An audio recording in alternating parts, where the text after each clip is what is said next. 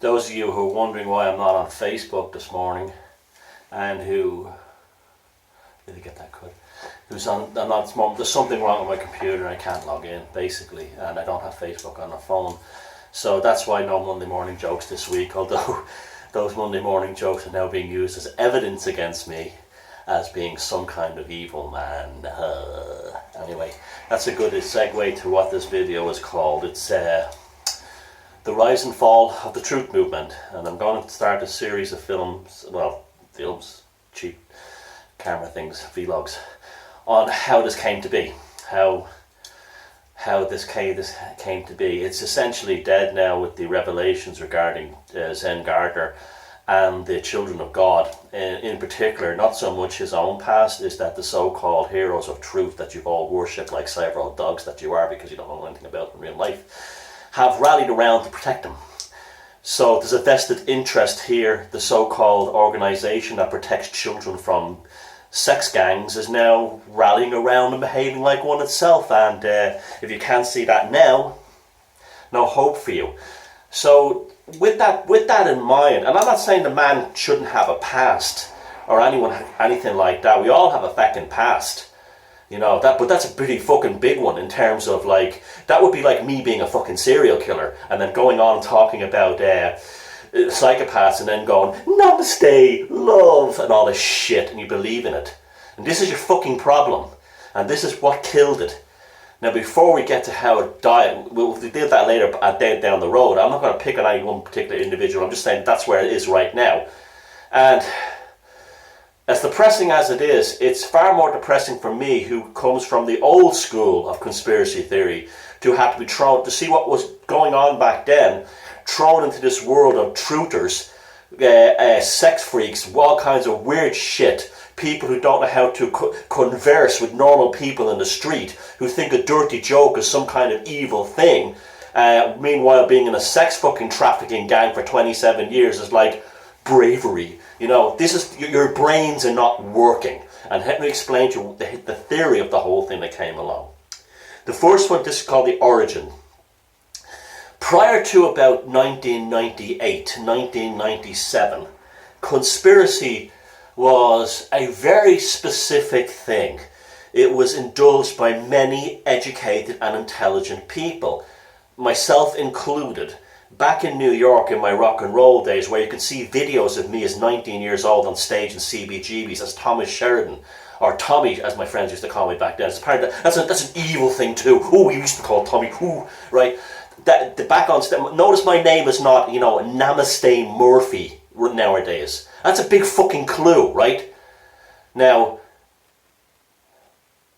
back then, we used to talk about things like the Kennedy assassination, the Iran-Contra thing. We used to talk about Watergate. We used to talk about all kinds of things, even Bloody Sunday in Ireland. We used to talk about, you know, all these real conspiracy theories, and also the Hollywood ones, like what happened to Jane Mansfield, these various things like that. Even remember when Natalie Wood died, I was quite young, but that was immediately a kind of a conspiracy theory. Like, who was she involved with? It didn't make any sense. She just drowned falling off a boat in that manner, concerning who was around. And all that came from a magazine called Confidential. That existed from my parents' generation and your parents' generation, from the 50s and 60s. Now, we sat around talking about philosophy, talking about Nietzsche, talking about art, talking about rock and roll, talking about music, talking about Blue Note jazz, and then talking about these conspiracies. This was intelligent discourse for adults and for young people. It was not considered any more weird than people who do the historical what-ifs, you know, like what if the South won the American Civil War? What if the Nazis won World War II? What if the Russians got to the moon first? These kinds of things. And then I noticed about when the arrival of the TV show The X-Files came along, it took Fortean topics, which is something I was always, and still am, much more into Fortean ideas than I am into conspiracy, and it glued them together. So you had things like GMO feed destroying a population in rural America connected to aliens. You understand? You had things like governments putting microchips in people, a real thing, being connected to the grey aliens abducting people and injecting them.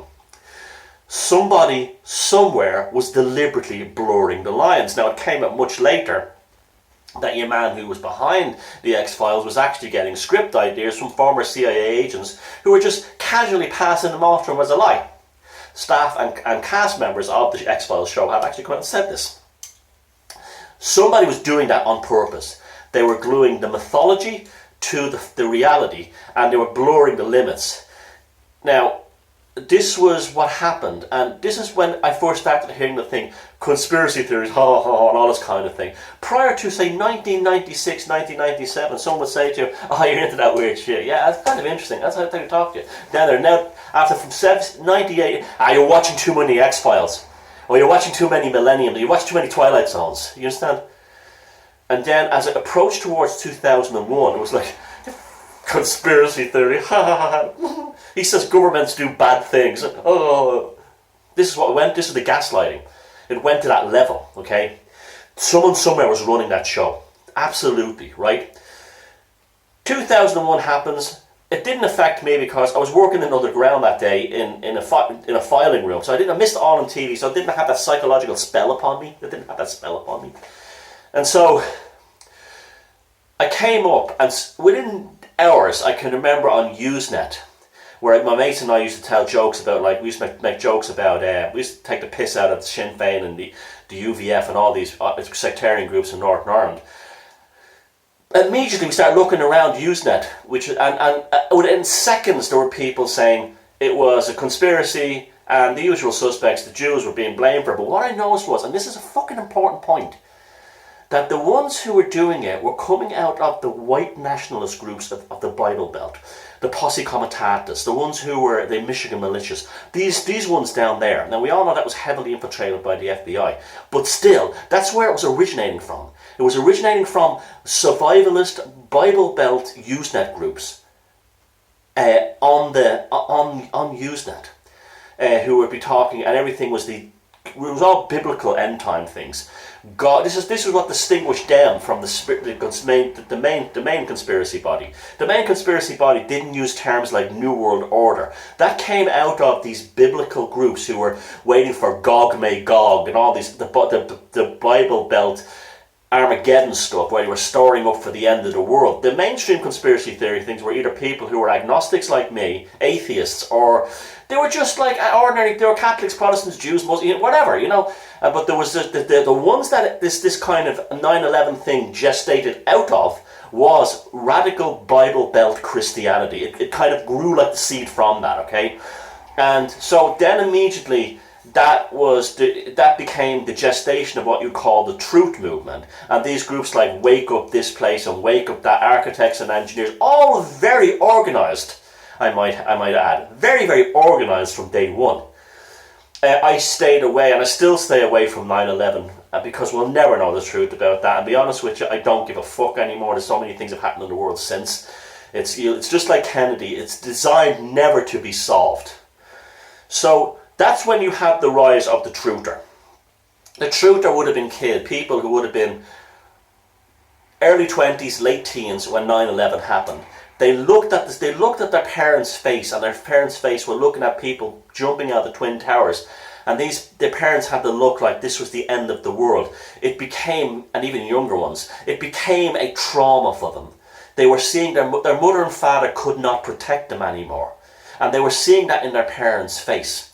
Now, then this became a kind of you see, we talk about the Jungian shadow. This was then pushed down into their own shadow, right, where it gestated into a monster. And the monster became the truther. The truther is not the good guy. The truther is the psychic distortion of a reaction to a world traumatic event. It is like a form of post-traumatic stress disorder passing itself off as a conspiracy theorist. Now that's probably the most enlightening thing you will ever hear from anyone in the truth movement, because I'm probably the only one that actually talks to you straight and doesn't lie to you. I don't want your fucking donations. I want you to buy my books because my books are filled with the passions of my life and the things I want to give to you, and my articles and my videos. But that's not the same thing as me going, 9/11 was an inside job done by the reptilians in Lakesh. Donate button here. Those fuckers don't care about you. They don't give a shit about you. right? They're sharing nothing except a business opportunity. And it's about fucking, you know, you heard, what's his name? Jordan Maxwell in the old days going, you know, you better do your homework and you better research and write. This is the same fucking thing. This is the end of that. You understand? It's fucking going down, okay? And this is what happened. The truth movement is a fucking disease, a cancerous malignancy that grew out of a repressed trauma of a certain demographic and age group in the West who witnessed their parents' shock and horror and trauma at the events of 9/11. Totally understandable, I might add. Totally understandable why you might take that. But what happens then is that does not grow into a healthy child. That grows into a demon. The same demon that the Holocaust gave birth to the state of Israel. The same demon that gave American and NATO foreign policy in the Middle East birth to ISIS. You understand? It's not a child born of wisdom. It's not a child born of love. It's a psychic child inside you, what Jung called an autonomous complex that's been birthed in you through horror. And you have not processed it, and all you've done is you've nurtured that horror. You've nurtured that horror by running down the street and saying 9/11 was an inside job, and people go, the lizards run the world. And the demon grows inside you. It just gets deeper and darker and more malignant, right? So then you're looking at someone to lash out with your claws. So you go on the internet and you find people like Thomas Sheridan. You find people like, Ian Crane. He's actually a fucking good guy. All these, man who's out there on the front line doing the fucking work against the fracking. And you go after them. You write hate posts against them, right? Because they're not validating this demon that has grown inside you. And then one or two other people out there. But the majority of them will give them what you want. They'll tell you that Hampstead wasn't a hoax. They'll tell you that 9/11, was done by the lizards and the moon is a fucking spaceship. Because they're feeding that demon. Because you're now replacing your intellect with a need to nurture this creature inside you.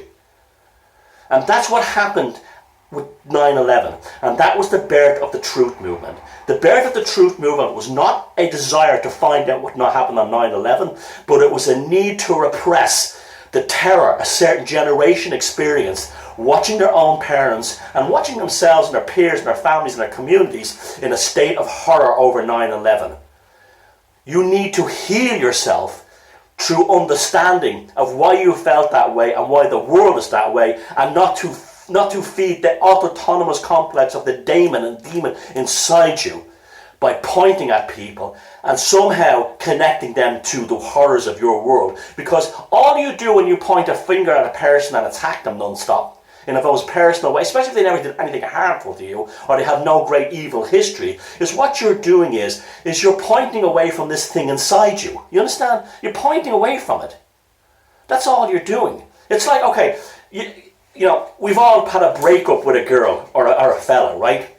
And instead of saying to yourself, well, everything comes to an end, right? You're full of fucking hormones that are going all over the place, right? Everything comes to an end. Life is full of challenges and pains, right? What you do is you then project that out to hate that person. You call them names. This is what we do. This is because we don't have any wisdom as people. We don't have any wisdom as a society. Because we've reached a point where Joseph Campbell has, stated years ago, decades ago, that a time would come when technology would override man's ability to create the compensatory mythologies to deal with the changes in society. That first began in 1984, as I pointed out, with the Apple computer ad, the Macintosh computer ad, on the World Series, the Super Bowl in America. And then it reached its full sort of climactic orgasm with 2001, and that was the gestation period of the child that began the darkness that grew inside people as this autonomous complex. Now, right now, there's going to be people hitting the fucking thumbs down on, I don't care, on this constantly, because it's the same thing. You're not saying, this fucking Irish asshole might have a point. This guy might be acting, I'm not so bad after. No, you will go for me. You will go for me for that. You will say things, oh look, his hair looks like a fucking mess. He looks like he's got paint on him. Because I'm fucking working. I work jobs. I'm a productive member of society. And that's another thing. I have to deal with fuckers who say things like, how did he get from a slum in the north side of Dublin to Wall Street? That, for fuck's sake, Just because you're a loser doesn't mean the rest of the world is. And that was the origin of the truth movement. And we'll examine this thing further. Now you better fucking get your heads together, some of you, because we're at a pivotal point now, where if we don't be honest about the world around us, and you're still following mindless gurus, I don't want you to like me. I don't care. I want to share my passions and knowledge with you, but I don't want you to like me. I don't want you to be my hero. I don't want to be your fucking hero. What I want you to be is a hero to your fucking self. And if you're not being, what's happened in the so-called alternative movement in recent months, recent weeks, isn't growing you up as a person, well, there's no fucking hope for you.